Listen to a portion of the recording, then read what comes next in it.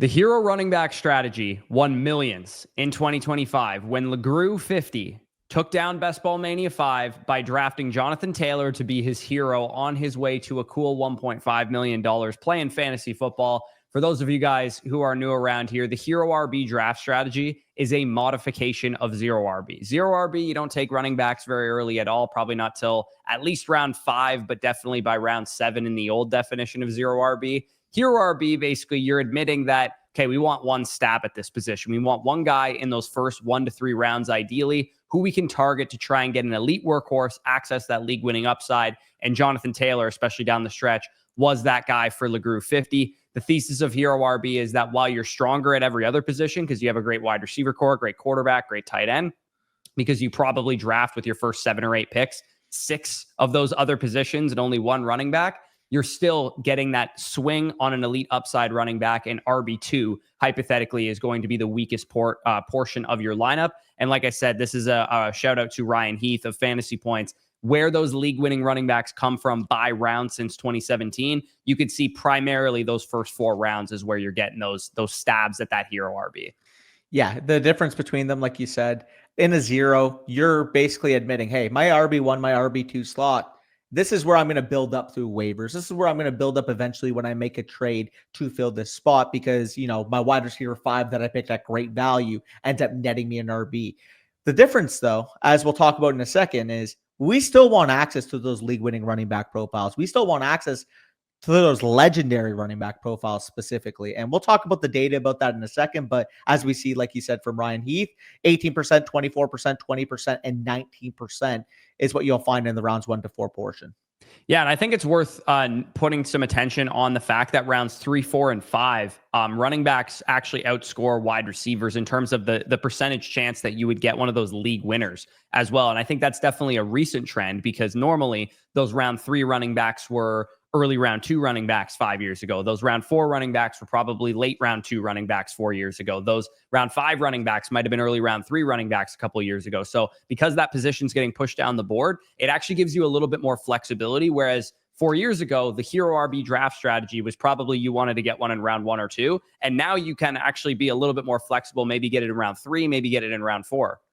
So the question that we ask is, what makes a running back a hero? Who is worthy of putting on that cape and saving the town? And realistically, this is the biggest challenge of the entire strategy. You have to look at every single running back case of these early running backs and not value them based on the median production, but how high you think a ceiling they possess. If RB1 overall, and you're drafting in the early rounds, is not available in their range of outcomes, you bypass them for another option that does have that elite legendary level upside. And while your RB2 slot, your depth, your RB2, RB3, RB4, that can be figured out. Like you said, you can easily find touches later in your draft to fill that hole. With that running back 1 slot, think of it like a lottery ticket. You want to hit on 2019 Christian McCaffrey, 2020 Alvin Kamara, guys like that not only can win you your league, but can have seasons named after them. Yeah, no, exactly. And that's precisely what we do over here when we break down, like, who is the next league winning running back, which is the video I did on Monday. Last Friday's video where we talked about early round running back strategy, who are the highest percentage chances of those boom running backs, those boom seasons, 18 plus points per game, beating their ADP by 10 or more spots. That's what we're looking for when it comes to our Hero RB. Ideally, if you avoid the position, for the most part, you only take 1 stab on it. Round 2, let's say you draft Devon Achane or whatever. Devon Achane is the guy that carries you to the promised land. You figure out your RB2 behind that, and your wide receivers, your quarterback, and your tight end, and your flexes kind of make up the rest of it. Yeah, and ultimately, when we're looking at it in terms of league winner percentage, which is about a player that has a 13+% win rate over by FFPC and best ball standards versus a legendary player, which is a 20+% win rate. For those of you that might be curious, when we refer to win rate, think of it as if you're in a 12-person league, 1 divided by 12, 8.3%. 8.3% is your expected win rate. Every single player would have an expected win rate of 8.3% entering a season. Who completely obliterates expectations? Who can be those 20, 22, 24 plus point per game scorers? Well, we do see historically out of the 41 league winners since 2017, 19 of them have been at running back, 17 of them have been at wide receiver. However, when you solely focus on those legendary seasons, those 20+% win rate type of guys, 5 of the 7 have actually come at the running back position. Like, I mean, historic company, 2017, Todd Gurley, 2019, Christian McCaffrey, 2020, Alvin Kamara, 2018, Christian McCaffrey. The only 2 non-running backs on this list are last year, Jamar Chase, and 2018, Tyreek Hill.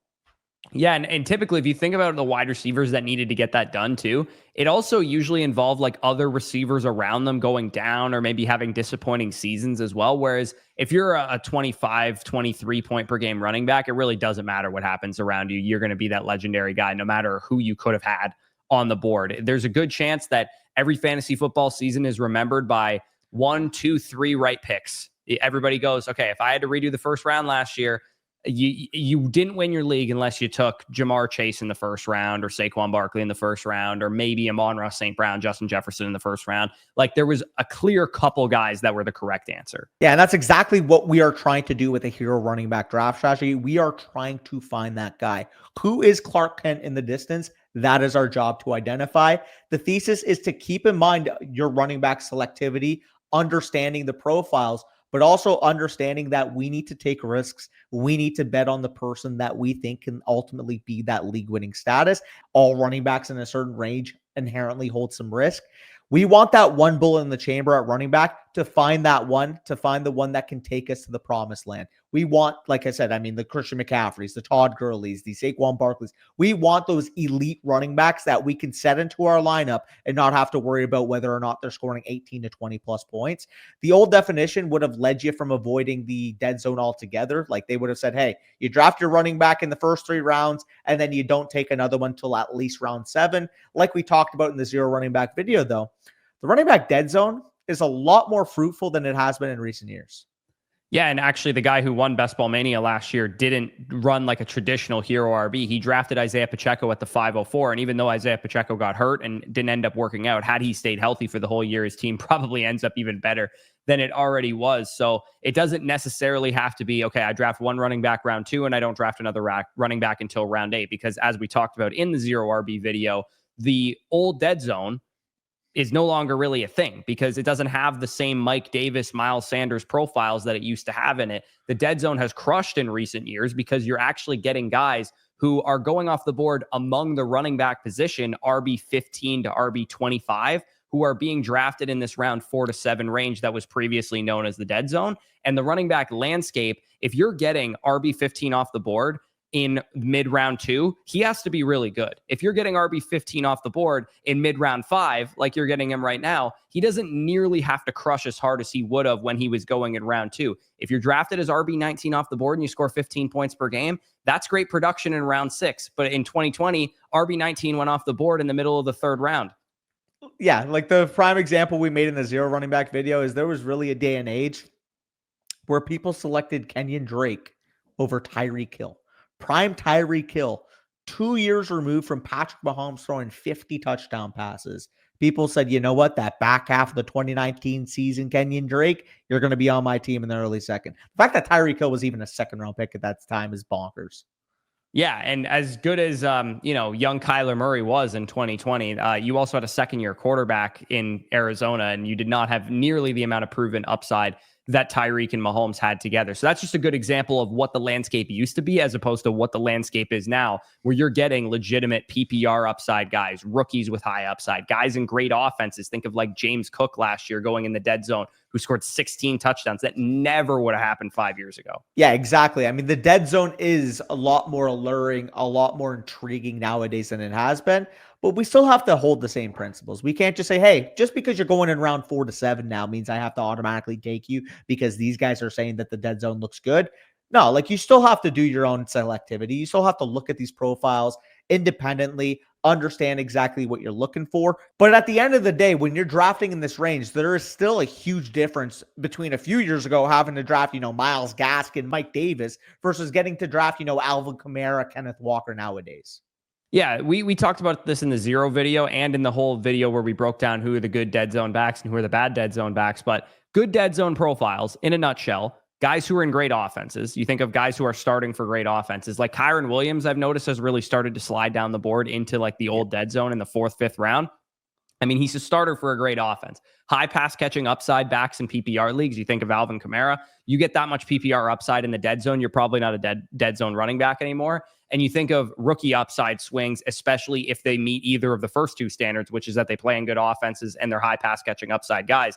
You think of RJ Harvey playing in a good offense. You think of Trevion Henderson having high PPR upside. You think of Amari and Hampton potentially meeting both of those standards.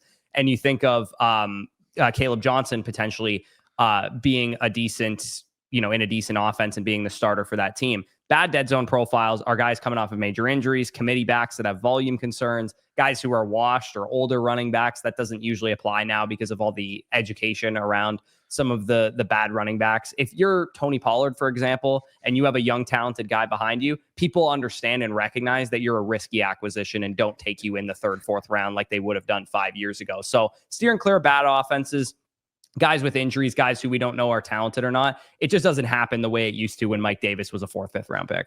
Well, if you recall, I believe it was 2022, I want to say, after Tony Pollard had already had a big season. Like Ezekiel Elliott was like a 3rd or 4th round best ball pick. And it was after Tony Pollard had already broken out. It's like, it's almost funny because now we're talking Tony Pollard, the older veteran back that could get usurped by the young guy. But people aren't taking Tony Pollard, aka 2022 Ezekiel Elliott, in the 3rd or 4th round anymore. No. And this strategy of hero RB is going to depend league to league, because we'll talk about double hero RB where you take 2 stabs at this position later this week. But in RB heavy rooms, like if you're in a league where people still draft running backs very high, they want to get their guys early, hero RB is a little bit more valid than double hero RB, because otherwise you're going to be passing on a lot of great value at other positions. If you're in a running back heavy room, you probably ideally want to get your hero in round 1 or 2 because they're going to start to really fly off the board. Stacking up on wide receiver, onesie talent early, quarterbacks, tight ends, however many you could start in your specific league format. So if you play in a 2 wide receiver, 2 flex, 1 quarterback, 1 tight end, 2 running back type of league, then you could start 4 wide receivers, 1 quarterback, and 1 tight end outside of your hero running back in your RB2 slot. And you probably want to be filling out those positions before you grab your RB2. Your dead zone will probably be really dried up too, because if people are drafting running backs highly, your build will probably just result in you taking best player available, which is usually going to be wide receiver, quarterback, or tight end in running back heavy formats. But deeper leagues allow you to fade RB2 even harder. If you want to keep taking more wide receivers, you want to take other quarterbacks and other tight ends, you're not really drafting your RB2 until later on in the draft, because that the best player available is not a running back most of the time after you've taken your hero. Versus shallower leagues, you're probably going to have to deviate into round 5, round 6, round 7 for your RB2, because there's only so many starters that you have if you're in a 2 wide receiver, 1 flex type of league. Yeah. Meanwhile, if you're in a wide receiver heavy room, maybe you're drafting over on Underdog, promo code FSE, by the way. You guys can still grab a running back early, but you do have far more flexibility and creativity on when you can draft your running back. Because like we said, even though typically speaking, when we think of hero running back, it's either drafting a running back in round 1, it's either drafting a running back in round 2. Well, in Underdog, you have the affordability to even grab your hero in round 3, whether it is a Bijan Robinson or Jahmyr Gibbs in round 1, a Devon Achane type in round 2, or even if you wait until round 3, maybe you grab, CeeDee Lamb in the 1st round, Ladd McConkey in the 2nd, you can still wrap around in the 3rd round, get a guy like Breece Hall or Chase Brown to be your hero, and you just did the league-winning running back series, but those guys graded extremely highly. The fact that those guys are 3rd round picks right now, they would be top 15 picks if this was 2020.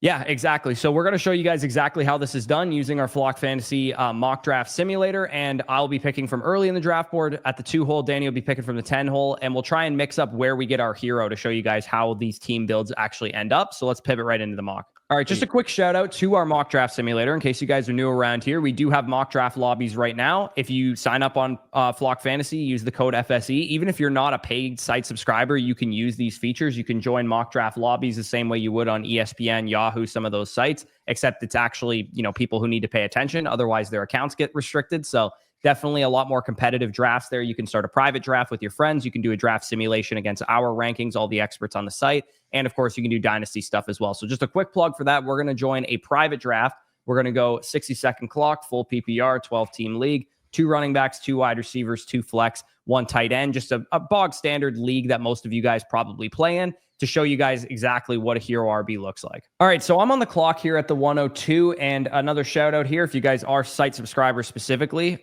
you can use our specific rankings when you do these mock drafts. If you're just a free subscriber, you'll just get the default expert rankings, but I'm going to do a hero RB grabbing my hero in the first, because to me, Bijan's the number 2 or number 1 overall player, depending on your scoring format. So I'm going to grab him as my hero RB. He's my one swing at a legendary upside running back, and for my money, he has the best chance to do it of anybody in fantasy this year. So that's why I'm taking him at number 2. And then we're going to kind of be wary of the running back profiles after that and kind of fill out our other positions.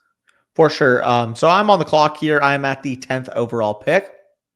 And technically speaking, if I was going BPA, my best rated player is actually Christian McCaffrey. So I could theoretically do the hero around McCaffrey, because Corey did grab his hero with Bijan at the 102. I want to give you guys a different look. I will be selecting my running back hero in either that second or third round portion. So instead of taking McCaffrey here, which again, I very well could there if I want to make him my hero, feel perfectly comfortable doing that as well, I'll actually take Nico Collins here.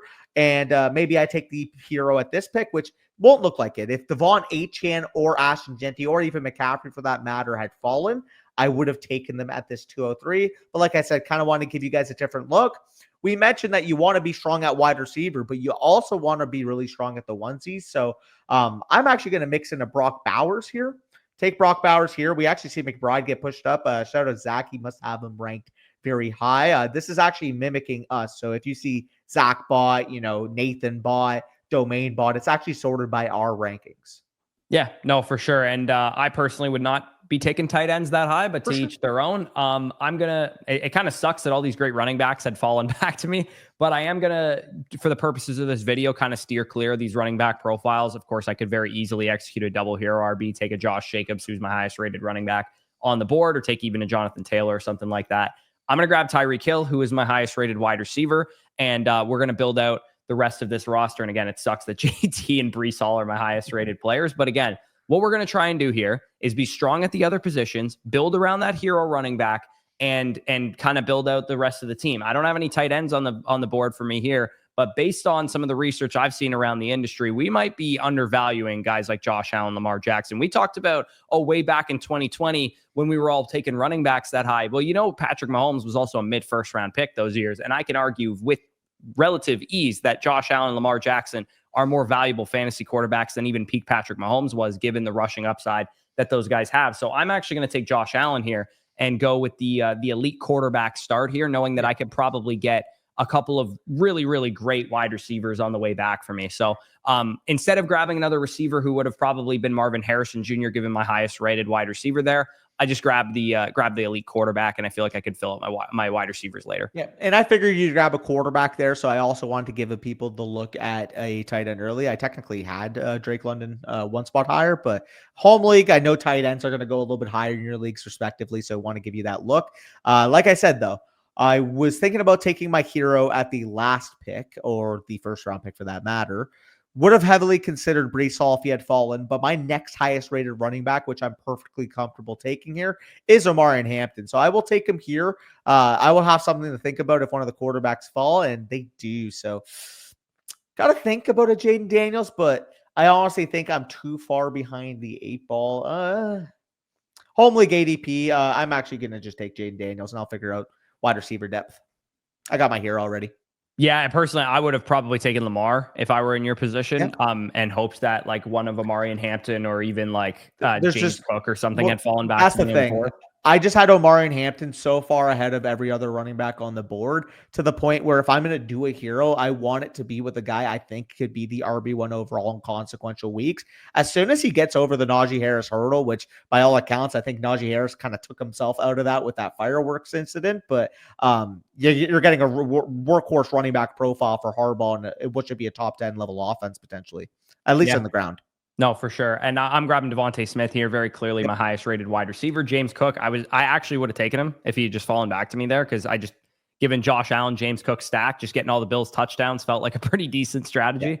Yeah. But I'd be caught between some of these receivers on the board, between Metcalf, between Waddle, Flowers, and Sutton. One thing that I like to do is be invested in highly decorated offenses between the Bills, the Dolphins, the Eagles, and even the Falcons, who I have a pretty strong belief in this year. I feel pretty good about the offenses I'm invested into. So I feel like I can deviate for a guy who's just a clear number one, true alpha for his team, even if I think he might be in the worst offense of the players I've selected so far. So I'll take DK Metcalf here, knowing that I feel like he's pretty comfortably going to get 130 to 150 targets. Maybe I'll get Arthur Smith, then I'll absolutely hate myself. But even in that situation, I guess I could have gone Cortland Sutton or Zay Flowers or something, but I do feel pretty confident that Metcalf is going to have a pretty high ceiling, especially as a touchdown scorer and a big play guy.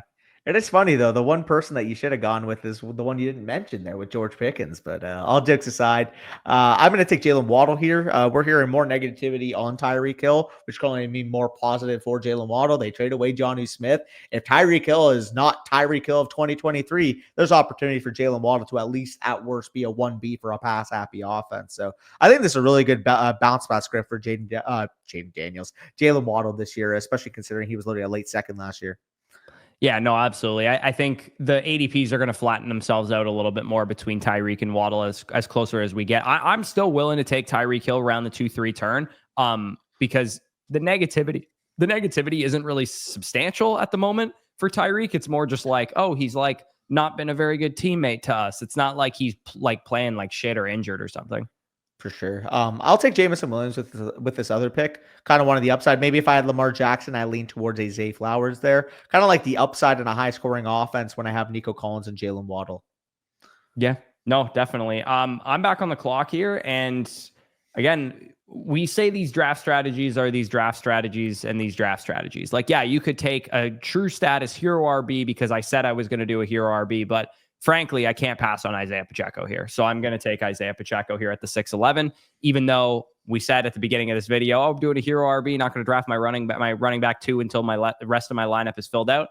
Guess what? Sometimes good players fall to you at value, and that's exactly what happened there. But I am still going to grab another wide receiver to go along with my, filling out the starting lineup kind of vibe here. I actually could take TJ Hawkinson as well, which I might end up doing, given that this is the 702, and I feel like he's at a pretty decent spot in terms of his value. And again, we always, if we're running these hero RBs, or I guess I'm not really running one at the moment, if we're running these lighter on running back approaches, you probably want to be stronger at those other positions. So right now I'd be on the clock deciding between TJ Hawkinson, Stephon Diggs, Deebo Samuel, Khalil Shakir. I do have Josh Allen, so I could definitely go in that direction. I'm going to roll TJ Hawkinson. I feel like I can get some wide receivers a little bit later.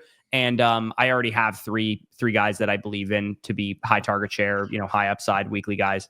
It's funny that I got sniped by the Danny bot. Yeah, no, I mean, this is the other challenging thing about doing these mock drafts is you guys probably have drafted teams on Sleeper, ESPN, Yahoo lobbies where you're like, oh, dude, if I end up with this team, I'm going to win my league. Like, no shit. They're probably drafting alongside bots who are taking their defense and kicker in round 7 or whatever. So when you draft on our site here, you get an actual realistic feel for how sharper drafters would draft. And that's the practice you want. Because if your league mates aren't idiots, then you're not going to get as good of a team as your mock drafts are showing you. For sure. I will take probably my final wide receiver for a bit here with Matthew Golden, or actually because I'm between him and Pearsall. I'm going to go Golden. I trust my wide receiver depth to the point where I can take the upside on him later in the season. That is unfortunate that I do get sniped on Brian Robinson here, though. I actually did not think he would go. Oh, that is tough. This is the only pickle is when you leave yourself in this spot, there's a lot of running backs just kind of blend in.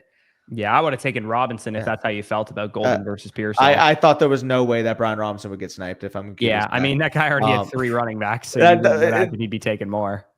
Exactly. Well, I mean, that's kind of what I figured. Unfortunately, sometimes like you guys are in your real drafts, you take the plunge and somebody drafts their 4th running back and 2nd wide receiver.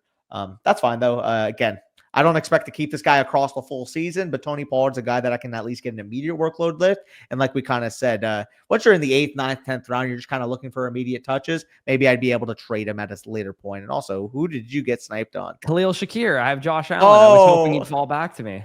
Fuck. Oh, that's devastating. I thought that was going to be the most electric pass. Like I was going to take him with my last pick between him and TJ Hawkinson, given that I had Allen. That kind of sucks, but I'll roll with Michael Pittman Jr. I feel pretty good about his receiving upside this year.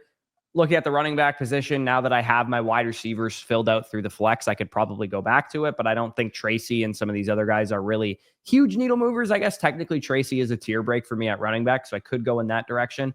What I think I'm actually going to do instead is, given that this is kind of like we're doing this based on home league drafting and stuff, I might have an IR spot in a league like this. I might also be Oh, come in on. the Don't cheese. I might have an well, IR. Come my home on. league has an IR spot, Dude, so that's why I I'm don't saying I this. don't see an IR spot on the bench in this. Anyways, even if I don't, let's say I don't have an IR spot, because I have 4 wide receivers already, my whole starting lineup is filled out. I feel comfortable that Brandon Ayuk, as far as a bench stash compared to the rest of the players on the board, is as good as it gets. I realize he's going to miss probably the first 4 games of the year, but once he comes back, I feel like, how do I get guys out of my starting lineup? Hill, Smith, Metcalf, Pittman, who's going to start from my bench over a guy like that? It would probably be a healthy Brandon Ayuk.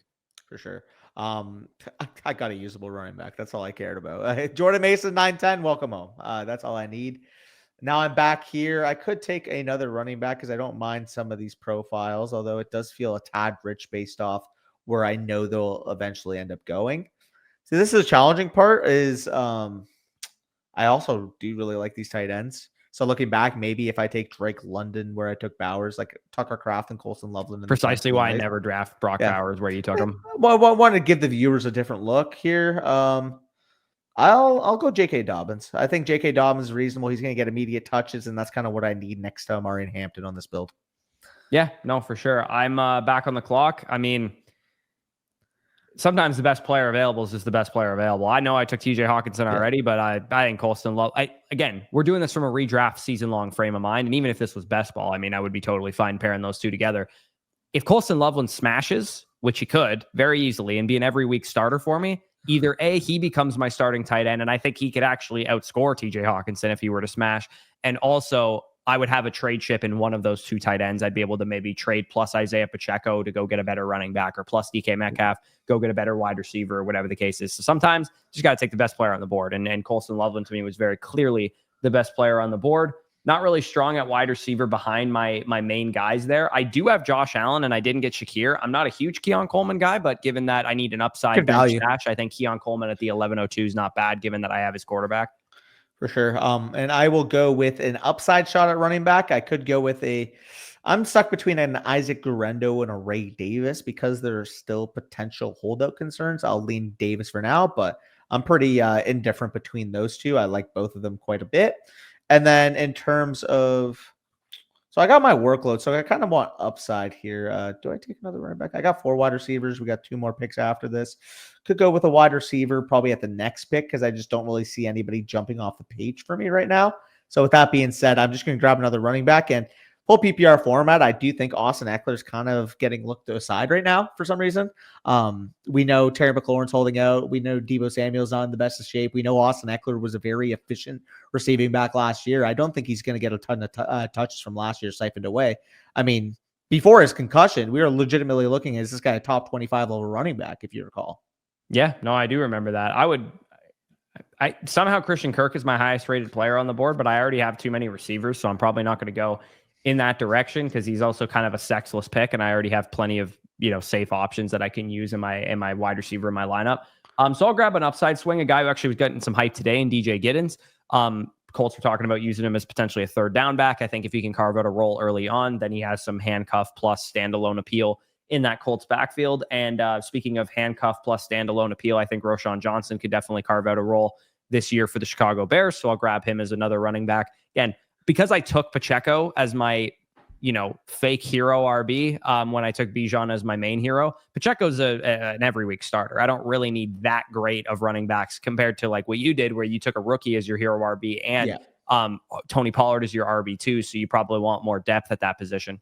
For sure. And I feel pretty good about my 4 stack of wide receiver because I have 1 quarterback very early, because I have a tight end very early. It's not like I need to draft a backup there. So really, this is just about calculating some depth and dart throw at wide receiver. And the dart throw I do like here. We've been hearing some positive buzz about him. We like his quarterback. We like the offensive play caller that he has.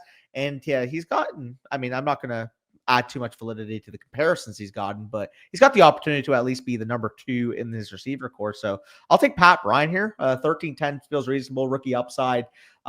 If you miss on a 13-10, you're not really complaining. So I'd rather do that wide receiver with the rookie. I thought you were going to take the other Broncos receiver, to be honest with you. Which one? Marvin Mims. Oh, dude, I have Pat Bryant like 40 spots ahead of him. Okay, I personally don't because I Um, didn't like Pat Bryant to me. and I didn't think was McMillan. like a great prospect as a third round pick or whatever. I thought you would have probably gone with Mims there, but that's chill. Obviously, I'm not Yeah. gonna fight you on Pat Bryant versus Marvin Mims too much. I don't really have a dog in that fight to some degree. Yeah. No, I feel you. And of course, Jalen McMillan as the other pick.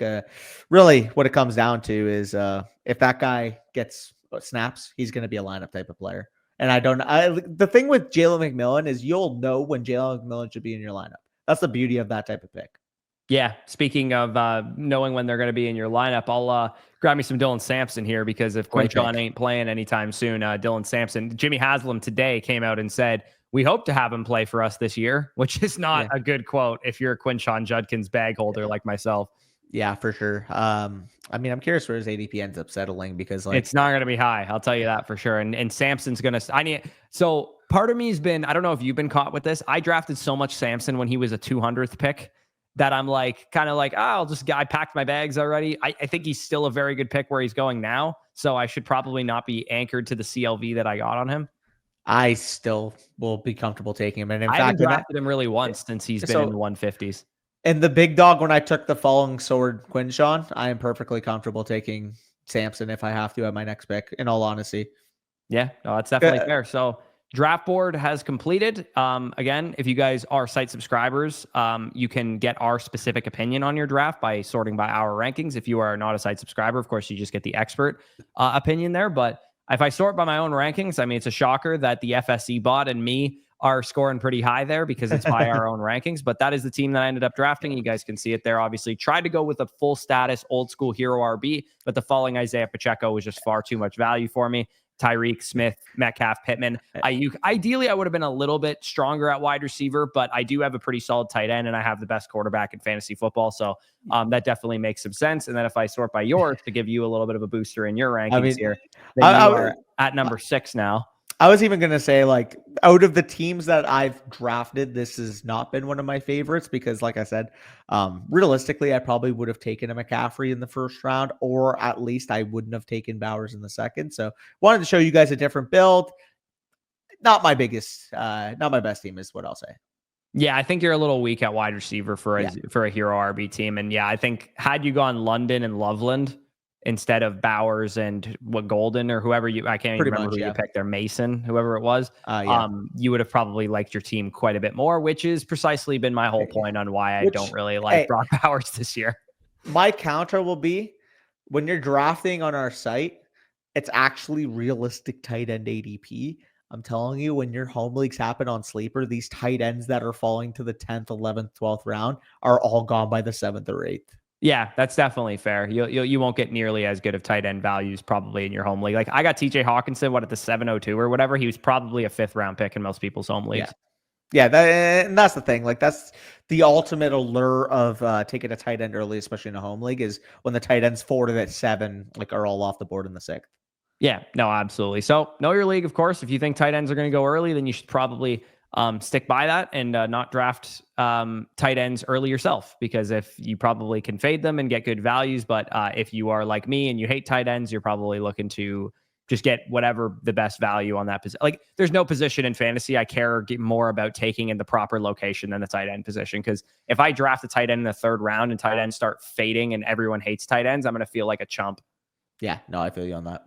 For sure. So that is the end of the video. Hero RB strategy. Hopefully you guys enjoyed. We did the 0 RB strategy yesterday. If you guys want to check that out, we will have the double hero RB strategy in 2 days from now. And then we will have hero wide receiver strategy in a couple days after that. So definitely stay tuned for all the strategy stuff. Make sure you're following us on all the platforms, TikTok, Twitter, Instagram, everywhere there. And make sure if you guys do want to use the mock draft simulator, you want to get our rankings, you want to get our draft guide, you want to get the season pass, which is a $35 product that you guys can get right now. Promo code FSE over on Flock Fantasy for all that stuff. 30% off any of the packages, a free team review if you sign up for an annual Mother Flocker package. And if you want to take some of this advice right into action, start drafting fantasy football teams and get ready for your home league drafts, head on over to Underdog Fantasy. Use the promo code FSE. You'll get a 50% deposit match up to $1,000 and a gimme pick in your pick'em lobby. Start doing some drafts. Get 10, get 20, get 25 drafts under your belt.